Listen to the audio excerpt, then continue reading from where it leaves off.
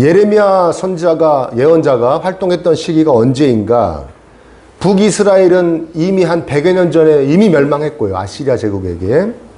남유다는 간신히 명맥을 유지하던 그런 시절이었는데 지금 멸망에 가고 있어요.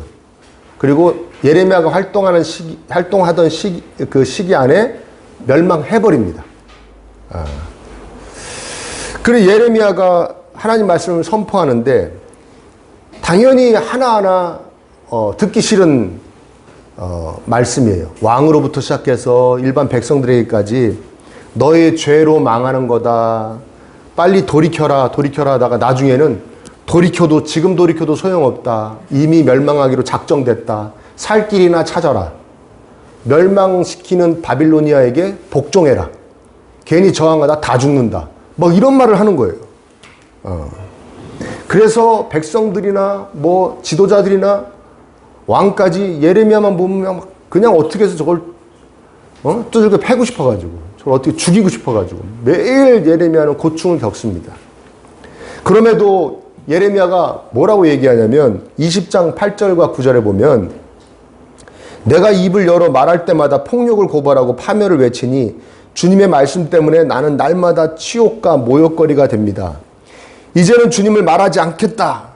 다시는 주님의 이름으로 외치지 않겠다 하고 결심하여 보지만 그때마다 주님의 말씀이 나의 심장 속에서 불처럼 타올라 뼛속에까지 타들어가니 나는 견디다 못해 그만 항복하고 맙니다.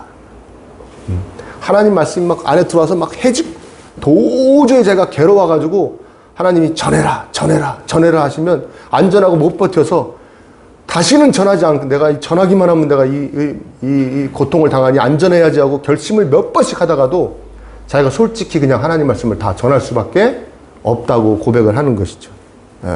정말 그야말로 하나님의 말씀을 올곧게 전하는 예레미야입니다.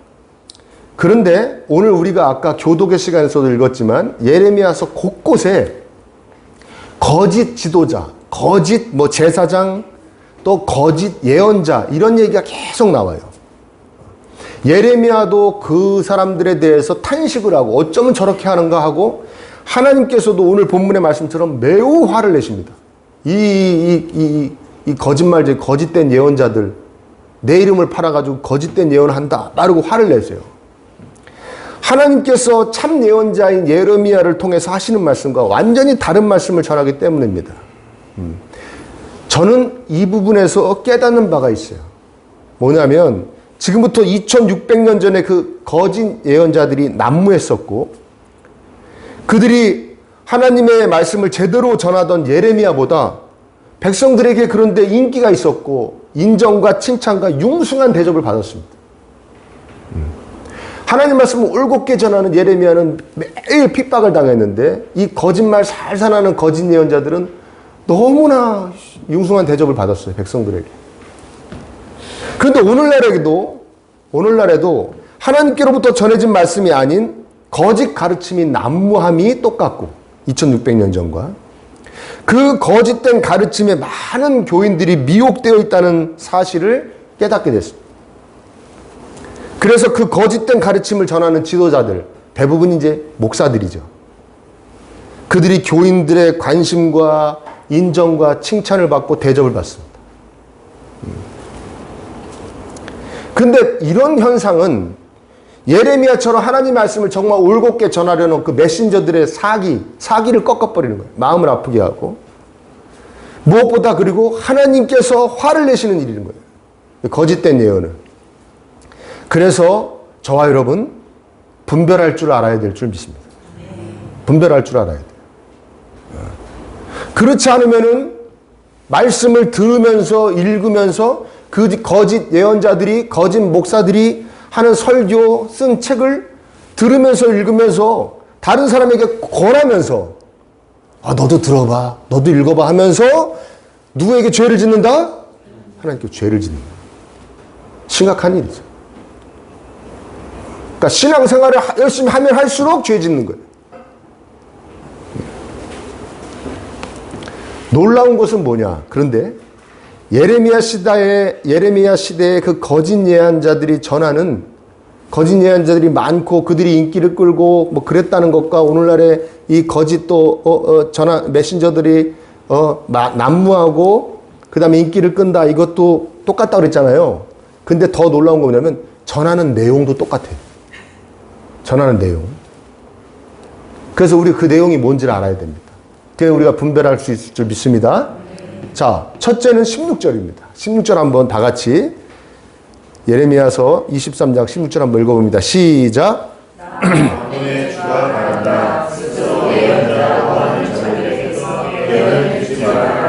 그들은 헛된 말로 너희를 속이고 있다.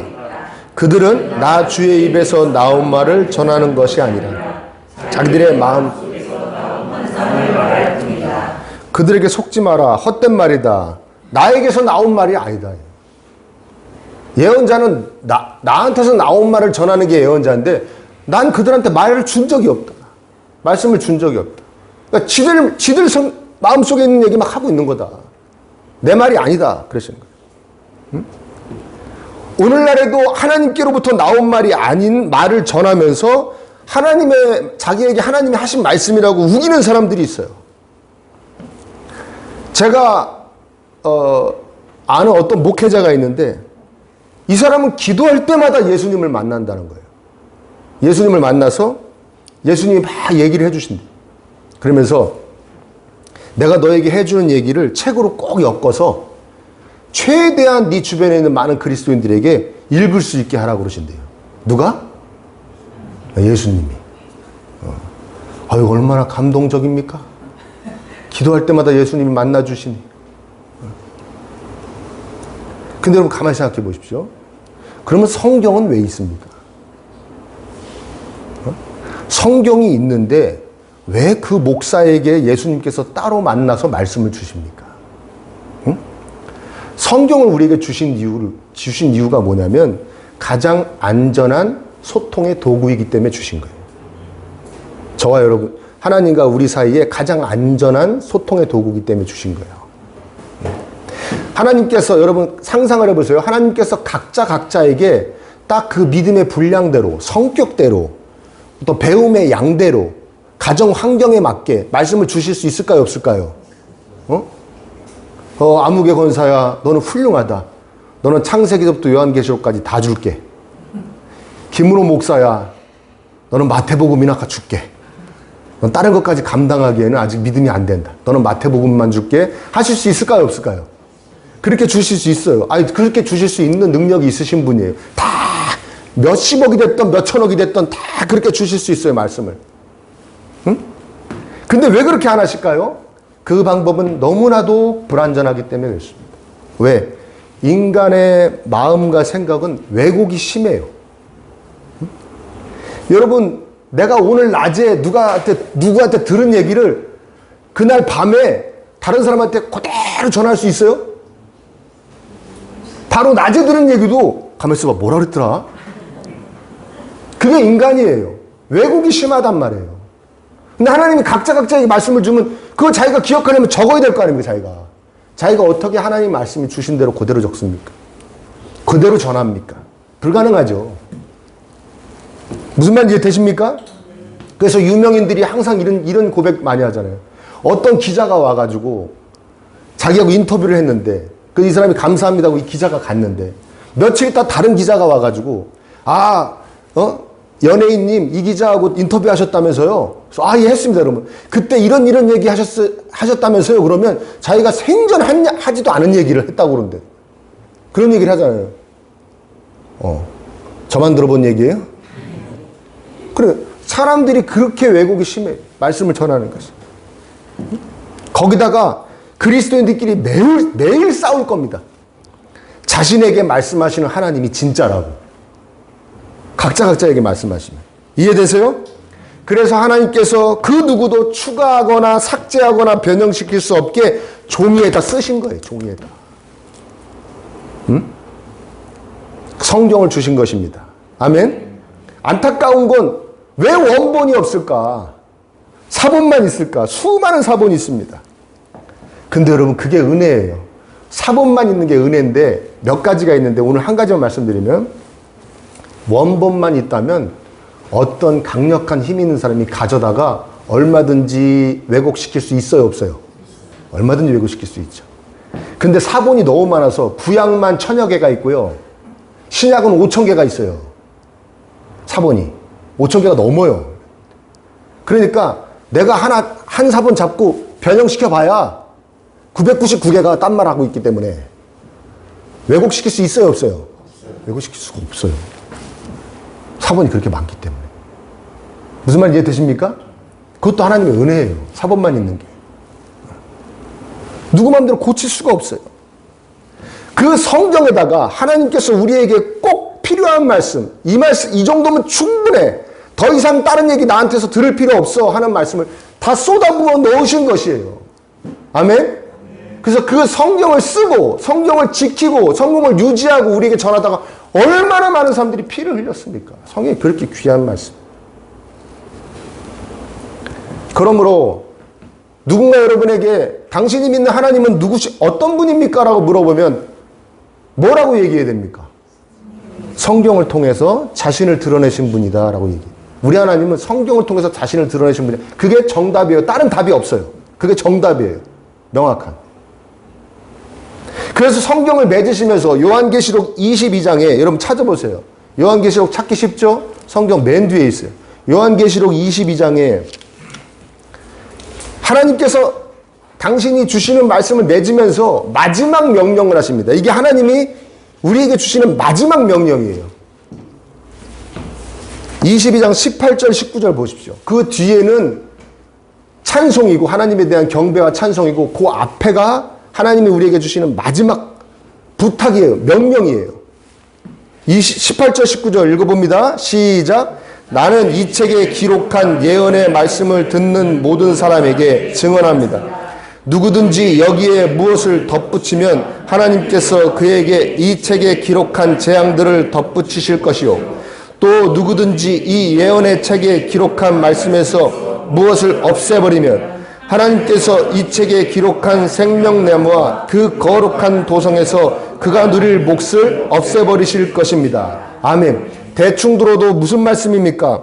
성경에다가 더하고 빼고 뭐 장난질하는 성경 외에 나에게 뭘 더 들었다고 하는 어쩌니 저쩌니 하는 그런 자들은 내 자녀가 아니다라는 뜻이죠. 그런 짓 하지 마라. 저주를 받는다 너. 내 자녀가 아니면 하나님이 내 자녀가 아니면 누구 자녀입니까? 예? 싹 다 이단이고 싹 다 사입이다.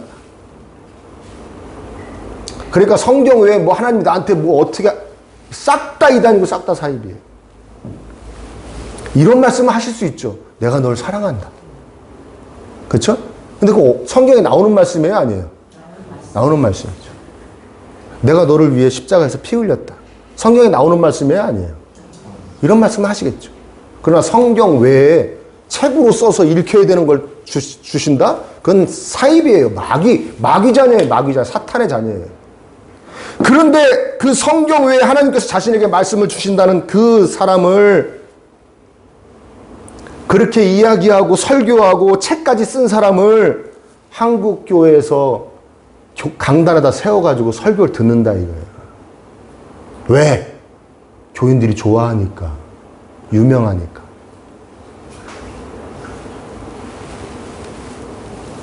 그래서 그 목사가 운영하는 유튜브 채널에 들어가 보면요. 어저께 제가 들어가 봤거든요. 이 설교 준비하면서.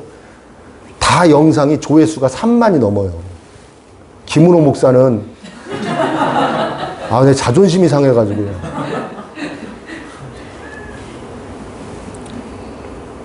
너무 마음이 아프고 어이가 없어요. 제 조회수 적게 나온 게 마음 아픈 게 아니고요. 어떤 이따위 사람이 하는 말을 다 그리스도인일 거 아니에요. 3만 명이. 아니 얼마나 모르면 무지하면 도대체 그 교회 목사들은 성도들한테 뭘 가르치는 거냐.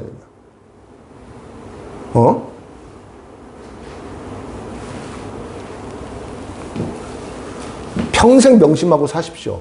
성경 외의 것을 말하는 것은 그것이 아무리 그럴듯하고 여러분의 감정을 건드려도 보지도 듣지도 않으시기를 축복합니다. 하나님 말씀하시고 2600년 전에나 지금이나 똑같다. 내가 한 말 아닌 걸 갖다가 내가 한 말이라고 이렇게 전하는 거예요.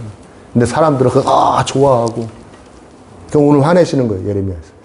오늘날에도 화내시겠죠. 아멘? 두 번째 뭡니까? 두 번째들의 거짓 예언자들이 전한 내용 17절 한번 보세요. 같이 읽어봅니다. 시작. 그들은 나 주의 말을 멸시하는 자들에게도 말하기를 만사가 형통할 것이다. 주님의 말씀이다. 제 고집대로 살아가는 모든 사람에게 너에게 어떠한 나 주의 말을 멸시하는 자들에게도 만사 형통할 것입니다. 그런데요. 그리고 자기 고집대로 살아가는 하나님 얼마나 싫어하십니까? 하나님의 뜻대로 살아야 되는데 자기 고집대로 살아가는 사람에게도 당신에게는 어떠한 재앙도 없어요. 그렇게 얘기한다는 거예요. 그러니까 번영만 얘기하고 안녕만 이야기한다는 거죠. 그렇게 우상 숭배하다가 하나님 백성답게 사람들에게 자애를 베풀지도 않고 정의롭게 살지 못해서 싹 다 망해가고 있는데 거짓 예언자들은 거기서 우뚝 서서 끊임없이 만사형통합니다. 하나님은 여러분들을 사랑하십니다. 여러분들 절대 망하지 않습니다. 너에게는 어떠한 재앙도 내리지 않습니다. 맨날 이렇게 얘기한다는 거예요. 그들이 말하는 근거는 뭐냐? 자신들이 하나님의 백성이기 때문에 그렇다는 거예요. 선민, 하나님이 선택한 백성이기 때문에. 자신들은 하나님께 제사 드리는 백성이고 그리고 하나님의 성전이, 하나님을 상징하는 성전이 자신들의 수도 예루살렘에 있기 때문에 자신들을 끄떡없다고 얘기하는 거예요. 그게 근거예요. 여러분 오늘날 그리스도인들은 기본적으로 어떻게 해야 됩니까? 그리스도인들은 출세해야 되는 거죠. 그리스도인들은 뭔 일을 하면 성공해야 됩니다. 그리스도인들은 만사형통하죠. 안 되는 게 없어요. 그리스도인들은 병 걸리지 않죠. 그리스도인들은 사고도 나지 않습니다. 그리스도인들은 경제적인 어려움이 없습니다. 항상 풍요롭습니다. 아멘입니까? 이게 진리 아닙니까? 그렇게 설교하죠. 그런데 어디 그렇습니까? 실제로 안 좋은 일들이 막 일어나죠. 이렇게 설교하는 목사들 교회에서도 성도들이 병도 걸리고 사업도 망하고 진하게 실패하기도 하고 막 이런 일들이 벌어진단 말입니다. 그러면 그리스도인답게 안전하고 무조건 번영하지 못하는 이유를 그 거짓 설교자들은 뭐라고 얘기하냐면 당신의 정성이 부족해서 그렇다고 그래요. 당신의 정성이 부족해서. 예레미야 시대의 거짓 예언자들도 그렇게 얘기했습니다. 아니 근데 왜 우리나라는 망해가요? 왜 우리 농사가 망쳐가지고 이렇게 힘들어져요? 막 그러면 당신의 정성을 하나님께 최선을 다해라. 정성이 약해서 그렇다. 제사 더 드려라. 재물 더 가지고 와라. 헌금 더 가지고 와라. 제사장인 나한테 잘해라. 예언자인 나한테 잘해라. 나 대접 잘해라. 이렇게 가르쳤단 말이에요. 여러분, 그리스도인에게는 예수님 안 믿는 사람들과 똑같은 생사고락이 있다는 것을 믿으시기를 바랍니다. 그게 성경이 말하는 진리예요. 우리 무조건 만사형통하고 안전하고 건강하고 그러지 않아요. 우리에게도 다 고락이 있어요. 그 안에서 하나님과 함께하며 아동바동 하나님과 부둥켜서 하나님의 도우심으로 막 살아가는 게 저와 여러분의 삶인 줄 믿습니다. 이해되세요? 네. 그런데 그렇지 않다고 가르치면서 어려움이 찾아오는 이유는 너의 믿음이 약해서, 너의 정성이 부족해서. 그래서 매일 교회 가면 그런 설교자들이 무슨 얘기합니까? 기도가 부족합니다. 예배에 정성을 들이지 않아서 그렇습니다. 하나님께 드릴 헌금을 드리지 않아서 그렇습니다. 교회 일을 등한시하고 세상 일을 더 중요하게 생각해서 그럽니다. 담임 목사를 우습게 알아서 그렇습니다. 이건 조금 땡기죠. 매일 이런 얘기만 하는 거예요, 교회 가면. 원래는 그러면 안 됩니다. 원래는 병도 나면 안 됩니다. 사업도 다 성공해야 됩니다. 직장에서도 승진만 해야 됩니다. 아이들 어디든지 척척 붙어야 돼요. 근데 안 그러는 이유는 당신이 정성을 다하지 않아서 그래요. 하나님이 정성 다하라고 지금 살짝 넘어뜨리신 거예요. 응? 그렇게 얘기한다. 그 옛날 거짓 예언자들이 하나님의 말씀이 아닌 자신들이 지어낸 거짓말로 해서 어떤 결과가 일어났습니까? 22절 한번 보세요. 자, 그들이 나의 회의에 들어왔다면, 이 나의 회의라는 건 뭐냐면 하나님의 뜻을 세우는 어전 회의를 비유적으로 이야기한 겁니다. 이해되시죠? 예. 내 백성에게 나의 말을 들려주어서 내 백성을 악한 생활과 악한 행실에서 돌아서게 할 수 있었을 것이다 라는 거예요. 자기들이 하고 싶은 말 해가지고는 이 백성들이 나에게로 돌이킬 수 있었는데, 회개하고 죄를 그만 짓고 돌이킬 수 있었는데 그 기회를 말살해버렸다 이거예요. 잃어버리게 했다 이거예요. 그래 안타까워 하시는 거죠. 응? 하나님 말씀 예레미야처럼 그대로 전했다면, 모든 예언자들이 이렇게 전했다면, 야 정말 하나님이 그렇게 말씀하시나 보다, 그렇게 했을 텐데 그렇게 안 했다는 거예요. 여러분, 하나님의 말씀이 우리에게 전해지면 반드시 죄에 대한 언급이 있다는 걸 여러분 깨달으시길 바랍니다. 죄의 문제는 꼭, 우리 오늘 복음으로 신앙 고백했지만 죄에 대해서 얘기해요 안 해요? 죄에 대해서 얘기하는 거죠. 오늘날은 죄에 대한 언급이 없어요, 설교에. 그냥 하나님에 대한 정성이 부족한 것만 나무라지, 본질, 자기가 짓는 죄, 그 죄는 이야기하지 않아요. 그리고 하나님께 대한 정성만 잘하면 만사형통하고 건강하고 안전하다고만 가르치는 거예요. 정성을 다하면 당신 안전하고 건강합니다, 번영합니다. 그러면 여기서 잘 생각해 보십시오. 그러면 그 정성은 하나님을 위해 드리는 정성이에요? 결국엔 나를 위해 드리는 정성이에요? 나를 위해 드리는 정성이죠.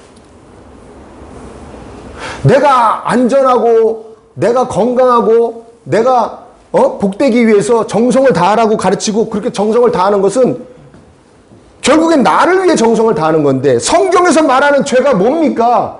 나를 위해 사는 상태. 아멘입니까? 내가 나의 주인이기에, 세상의 중심이기에, 내가 너무나 소중해서 나를 위해 살아가는 것, 그 상태를 죄라고 그러는 거 아니에요. 그러니까 이 거짓 설교자들은 하나님 말씀을 전한다고 하면서 정성을 다하십시오 하면서 결국에는 실상은 하나님께 죄를 짓게 만들고 있는 거예요. 본질을 얘기하지 않는 거예요. 하나님 말씀을 온전히 전한다면 여러분, 이 죄의 본질을 넘어서, 죄의 본질, 아까 좀 전에 얘기했지만 내가 나의 주인 되어서 내가 세상의 중심으로 내가 너무 가장 소중하기 때문에 나만을 위해 사는 상태, 이 상태가 죄인데, 이 죄의 본질, 여기서 벗어나서 일어나는 많은 일들이 뭡니까? 세상에서 거짓말하고, 자신의 유익을 위해서, 편리를 위해서 거짓말하고, 다른 사람 시기하고 질투하고, 다른 사람 미워하고 저주하고, 그렇죠? 부당한 이득을 취하고, 배우자가 아닌 이성이나 심지어 동성에게 음욕을 품고, 이런 얘기 해야죠. 이런 얘기가 언급되어져야죠. 이런 게 죄라고, 이런 거 하면 안 된다고, 이런 얘기는 하지 않아요. 예배 열심히 안 드리는 거, 헌금 생활하지 않는 거, 기도하지 않는 거, 말씀 보지 않는 거, 매일 이런 얘기만 해요. 거짓 예언자들이 유다 백성들의 죄를 정확하게 이야기하지 않으니까, 당신들 하나님 말씀을 멸시하는 거 죄입니다, 우상 숭배하는 거 죄입니다, 정의롭게 살지 못하는 거 죄입니다, 부당한 이득을 취하는 거 죄입니다, 이렇게 정확하게 얘기하지 않으니까 이들이 하나님 앞에 온전히 나아가지 못합니다. 제사는 왜 드리는 겁니까? 제사는 이것 깨달으라고 드리는 겁니다. 하나님께 나아가려면 얼마나 죄 없이 깨끗해야 함을 잊지 말아라. 아멘? 그래서 짐승을 죽이는 거예요. 원래 제 죄로 제가 죽어야 되는데, 제가 죽으면 제사 드릴 수도 없고 이 세상의 삶이 끝나니 저 대신 이놈을 죽이가 바치겠습니다. 원래 제가 죽어야 됩니다라는 것을 신앙 고백하는 게 제사예요. 이해되세요? 죄가 언급되어야죠. 그래서 하나님을, 그 죄를 끼고 하나님을 바라보면서, 야, 이렇게 죄가 많은 우리 이스라엘 백성들을 그래도 이렇게 품어주시는구나, 용서해 주시려고 애를 쓰시는구나, 언젠가는 그리고 완벽하게 용서하시겠구나, 메시아를 보내셔서 하나님 너무나 감사하다, 어쩌면 우리한테 이렇게 잘해주실 수가 있을까, 이렇게 맨날 죄를 짓는데, 그걸 깨달으려면 예언자가, 제사장이 죄를 얘기를 해야죠. 이해되십니까? 그러니까 이 사람들은 어떡합니까? 하나님을 그저 자신들의 안녕과 번영을 위한 수단 정도로밖에, 도구 정도로밖에 생각할 수밖에 없게 되는 것이죠. 하나님을 제대로 알지 못합니다. 그리고는 자신들을 계속 어디하고 비교합니까? 하나님을 믿지 않는 이방인들하고만 비교해요. 이방인들은 하나님께 제사 드려야 안 드려요? 안 드리죠. 그래서 자기들은 때때마다 제사 드려야 안 드려요? 드리죠. 아유, 잘난 거죠. 이 정도면 하나님께 잘하고 있는 거죠. 하나님 뜻대로 살고 있는 거죠. 오늘날 거짓 설교자들도 죄에 대해 언급하지 않습니다. 자기 자신이 중심이 되어 있는 것에 대해 심각하게 이야기하지 않습니다. 그러니 성도들은 늘 예수님 믿지 않는 사람들과 자신을 비교합니다. 그렇죠? 예수님 믿지 않는 사람들 중에서도 정말 이상하게 사는 사람들이 있어요, 없어요? 그러니까 자기가 썩 괜찮죠. 그렇죠? 우리는 어디하고 비교를 해야 됩니까? 성경에서 하나님이 요구하시는 그리스도인과 나와 얼마큼 차이가 있는가 비교해야죠. 아멘? 죄를 이야기해야 자신이 얼마나 죄에 취약한 존재인지를 자각하며 살게 되는 거예요. 무조건 잘 될 겁니다. 힘을 내십시오. 하나님 여러분 사랑하십니다. 이런 얘기만 해서는 안 됩니다. 죄를 자기가 얼마나 죄에 취약한 존재인지를 깨달아야 됩니다. 죄에 대한 이야기가 없으면 우리 예수님을 바라보지 않게 됩니다. 하나님의 말씀은 다 예수님에 대한 이야기이기 때문에 하나님 말씀이 제대로 설교되어지면 반드시 예수님 이야기가 나오게 되어 있습니다. 아멘? 믿으십니까? 여러분, 교회의 제1사명이 뭡니까? 우리를 위하여 십자가에서 대신 죽기까지 사랑해 주신 그 예수님의 이름을 높이고 예수님의 이름을 전하는 게 교회의 제1사명이에요. 그러면 설교자는 뭐 설교해야 될까요? 설교의 제일 목적이 뭘까요? 주 예수 그리스도 이름을 높이고 그 이름을 전파하는 게 설교의 제1사명이에요. 아멘? 그게 참 하나님 말씀이에요. 죄에 대한 이야기가 있어야 예수님이 따라 나오죠. 아멘입니까? 죄에 대한 이야기가 없는데 예수님을 뭐하러 바라봅니까? 성경이 말하는 메시지가 무엇입니까? 우리는 자신의 죄를 없이 할 수 없고 그리고 죄를 짓지 않고 살 능력이 없다. 동의하십니까? 오직 예수님을 통해서 죄 없다 여김을 받을 수 있고 예수님을 통해서만 우리의 죄를 씻을 수 있고 오직 죄의 권세와 싸워 이기신 예수님을 의지해야만 그분을 붙잡아야만 우리도 죄와 싸울 수 있다. 이게 성경에서 말하는 거예요. 이게 하나님의 말씀이에요.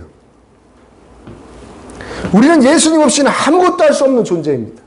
나의 생사화복을 하나도 제어할 수 없는 나역한 존재.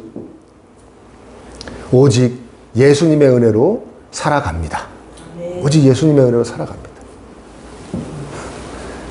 그리스도인의 삶은 하나님 없으면 자신이 얼마나 무가치하며 보잘것이 없는 비참한 존재인지를 매일매일 기억해내는 것이 그리스도인의 삶입니다. 아멘? 야, 내가 정말 하나님 없었으면, 내가 예수님으로 인해 구원받지 못했으면 내가 얼마나 무가치하고 비참하냐. 이걸 매일매일 잊지 않는 거예요. 또 한 가지는 뭐냐면 그렇게 큰 은혜를 창조주가 나를 위하여 대신 죽어주시는 그 은혜를 받았음에도 내가 여전히 얼마나 더러운지, 얼마나 탐욕스러운지 매일매일 깨달아가는 게 그리스도인의 삶임을 여러분 명심하십시오. 네? 매일매일 내가 얼마나 정말 별 볼 일 없는 존재인지를 깨닫는, 그럼에도 그런 나를 사랑해 주시는 예수님의 은혜는 점점 커지고 감격하고 그래서 기쁘고 감사해서, 야, 그러니 이제 나만을 위해 살지 않아야겠다. 이제 나를 위하여 대신 죽어주신, 이렇게 사랑해 주시는 저분을 위해 살아야겠다 하고 변해가는 것, 그것이 그리스도의 삶인 줄 믿습니다. 하나님 말씀이 온전히 전해진다면 죄에 대한 언급이 있고 죄로 인해 예수님을 바라보게 될 줄 믿습니다. 여러분, 우리는 진정 하나님께로부터 전해진 말씀만 보고 들어야 합니다.